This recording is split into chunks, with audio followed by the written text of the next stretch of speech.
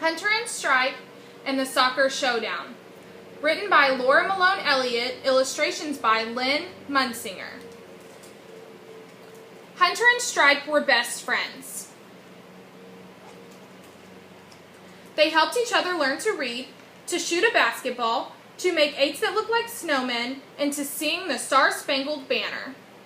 At Halloween, they both dressed as Robin Raccoon Hood. They even liked the same girl, Rowena Rebecca Rochelle. Hunter and Stripe did everything together. Until soccer, somehow they ended up on different teams. That's okay, Hunter's dad told them. You'll play Stripe's team. Hunter's dad volunteered to coach Hunter's team, the Comets. Stripe's father coached Stripe's team, the Sharks.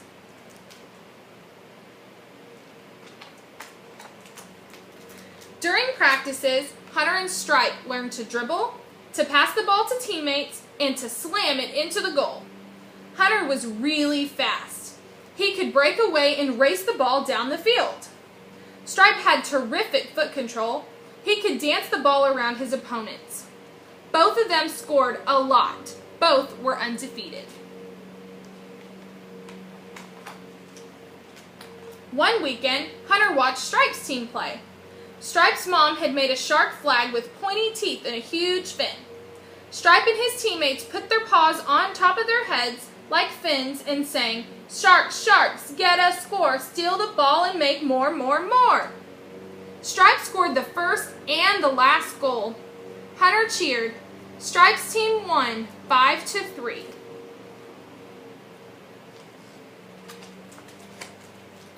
The next Saturday, Stripe came to Hunter's game. Hunter's mom had made a flag too. She'd sewn a big red ball with yellow flames shooting out of the back. Sticking their tails straight out like comets, Hunter's team shouted, "Yay, Comets!" Hunter scored 3 goals. Stripe cheered. Hunter's team won 6-5.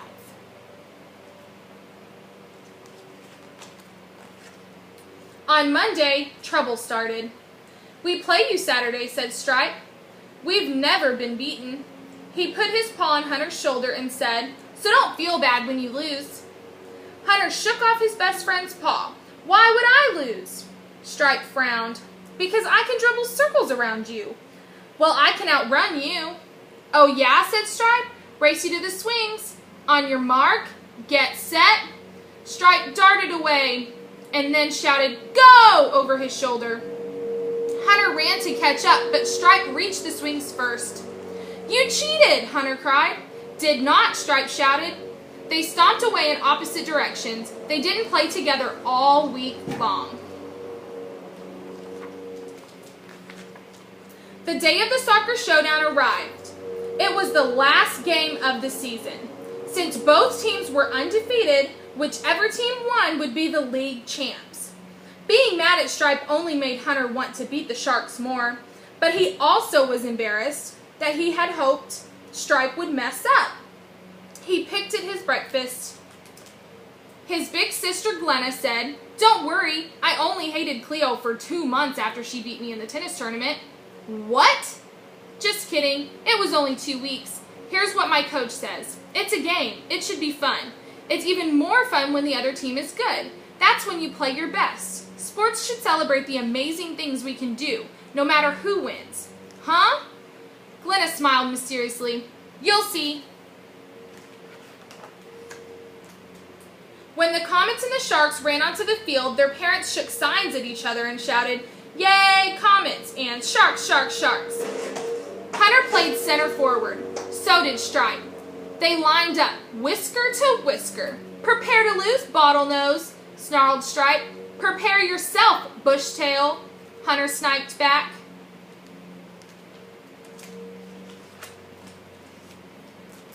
Hunter got his foot on the ball first. Like lightning, he skittered it down the field, the Sharks chasing him like crazy. Hunter slammed the ball into the goal. "Wow," thought Stripe. "Pretty good," but he didn't say anything. Stripe's team got the ball. Stripe tapped the ball left, knocked it right, popped it with the outside of his foot, and nudged it with the inside. The Comet players were getting dizzy. Hunter turned around like a corkscrew. Stripe scored. Wow, thought Hunter, but he didn't say anything either.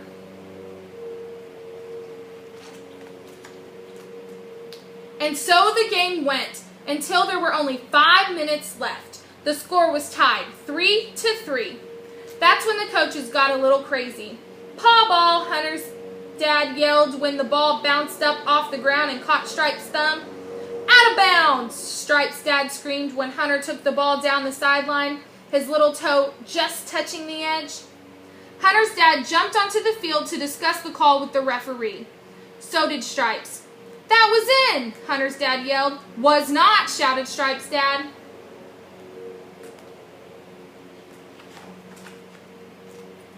Hunter's dad and Stripe's dad got snout to snout and started wagging their fingers at each other. They talked so fast and so loud, neither of them made any sense. Even the ref looked confused. Hunter and Stripe started to giggle. Your dad sounds like Glenna's rapping raccoon doll when it gets stuck on high, said Hunter. Your dad sounds like he's on fast forward, said Stripe. Hunter and Stripe had to cover their mouths. They were laughing so hard.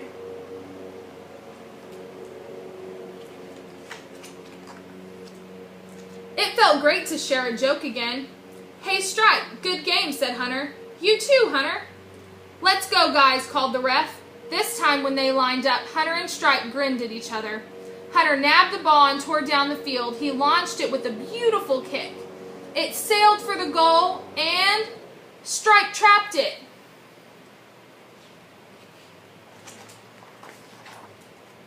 Stripe waltzed the ball around one Comet after another. He crossed it downfield to another Shark, who whacked it into the goal just as the ref blew the whistle to end the game. The Sharks won, 4-3.